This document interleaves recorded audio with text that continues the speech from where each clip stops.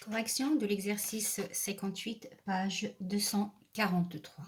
On considère les rectangles R1, R2, R3, R4, R5. Ils ont tous un périmètre de 20 cm, mais ne sont pas superposables. Donc ici, dans le tableau, on a longueur d'un côté en centimètres, longueur de l'autre. Et ensuite, on va devoir calculer l'aire de chaque rectangle. Là, on ne parle pas de longueur et largeur. Comme on ne sait pas combien mesure chaque côté, on ne sait pas quelle est la longueur et quelle est la largeur. C'est la raison pour laquelle on vous dit longueur d'un côté et puis longueur de l'autre côté. On nous demande de reproduire et compléter le tableau ci-dessus. Donc voilà, j'ai le tableau. Qu'est-ce que je sais? Je sais que le périmètre mesure 20 cm. Donc le périmètre est égal à 20 cm de tous ces rectangles. Je sais que pour le premier, il y a une longueur qui est égale à 1 cm.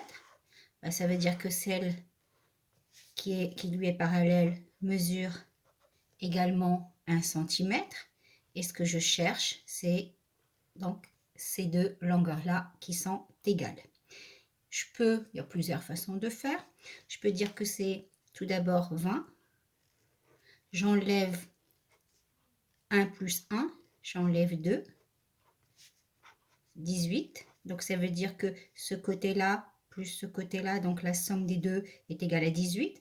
Pour avoir donc la mesure d'un côté, je fais 18 divisé par 2 égale à 9. Donc je peux faire comme ça.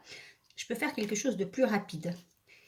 Je peux dire que 20, je vais diviser 20 par 2. Ça me donne 10. Et ça veut dire quoi? Donc j'ai divisé 20 par 2. Le périmètre mesure 20 cm. Je l'ai divisé par 2. Ça veut dire que voilà, j'ai divisé en 2. Donc là, en rouge, la moitié de mon périmètre et en vert, l'autre moitié. Et ça veut dire que la moitié mesure 10 cm. Et donc, comme je connais déjà un côté, je fais 10 moins 1 et je trouve 9. Donc, voilà, je pense que c'est plus rapide de faire ça. Après, vous voyez ce que vous avez le mieux compris. Donc, j'ai trouvé 9 cm. R2, la même chose. Donc là, j'ai fait ça pour R2. Je vais diviser toujours. J'avais déjà divisé 20 par 2. Donc, à chaque fois, je vais prendre 10. 20 divisé par 2 égale à 10. Et 10 moins 2 égale à 8. Donc ici, 8 cm. Toujours, vous partez du 10 que vous avez trouvé. 10 moins 3 égale à 7. Donc ici, 7 cm. Cette méthode-là, la deuxième, le fait de diviser le périmètre par 2 et ensuite de soustraire la mesure d'un côté est beaucoup plus rapide. Une fois que vous avez le 10, vous allez l'utiliser pour toutes les autres longueurs. Ici, ça va être 10 pour R4. Donc ici, c'était pour R3. R4, je sais qu'une longueur mesure 4 cm. Donc 10 moins 4 égale à 6. Donc 6. Et enfin, pour les derniers, R5, 10 moins 5 égale à 5. Voilà. Après, si vous avez compris, c'est la méthode la plus rapide. Donc là, j'ai trouvé donc toutes les autres, les longueurs manquantes. Ensuite, on me demande de calculer l'aire de chaque rectangle. Donc, je vais laisser un peu pour la prise de correction.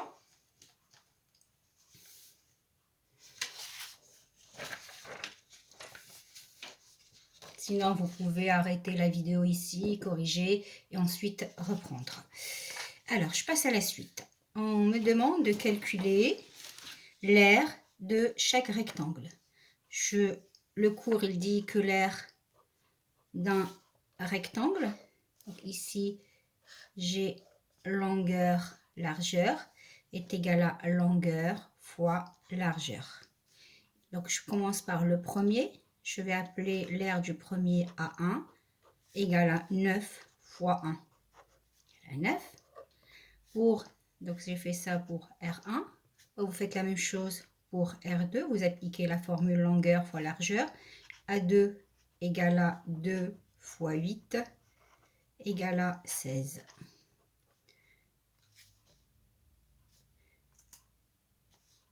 Ici c'était 9, ici c'est 16, 2 fois 8, 16. Bon, après 3 fois 7, je ne vais pas tous les écrire. Après, une fois qu'on a compris comment faire, pas besoin de poser à chaque fois les opérations. 3 fois 7, 21. 4 fois 6, 24. Et 5 fois 5, 25. Voilà, donc là, j'ai complété mon tableau. La question d'après, on me demande de construire chacun des rectangles. Est-ce qu'il y en a un en particulier?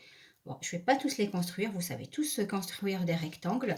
Là, la largeur c'est 1 et puis la longueur c'est 9 pour le premier. Donc je suis arrivée à la question B, ici. Donc le premier, donc je vous laisse faire, on l'a déjà fait en cours, comment la construction d'un rectangle. Donc le premier c'est 1, 9. Le deuxième c'est 2 et 8, bien évidemment. Mais je ne vais pas le faire en vraie grandeur, juste vous expliquer, voilà, etc., etc. Et puis on vous demande, est-ce qu'il y en a un en particulier? Bah, même pas besoin de faire toutes les constructions pour le voir. Je vois que pour le R5, j'ai une longueur qui mesure 5 et la deuxième longueur mesure 5. Donc ça veut dire que tous les côtés sont égaux et ça veut dire que R5 est un carré. Donc le dernier, c'est un carré de côté 5 cm. Donc voici pour le dernier. Alors, lequel et pourquoi? Donc R5. Déjà là-bas, c'est un rectangle. C'est un carré. Car c'est un rectangle dans tous les côtés sont égaux. Pardon, on voit que vous voyez rien. C'est un carré car c'est un rectangle dont tous les côtés sont égaux. Voilà donc pour cette première partie. Ensuite, on nous demande dans un tableur de reproduire un tableau similaire à celui-ci en allant jusqu'au rectangle R9. Donc cette question-là, je vais utiliser une autre vidéo, celle qui va suivre pour la faire. Donc la suite sera dans la vidéo suivante.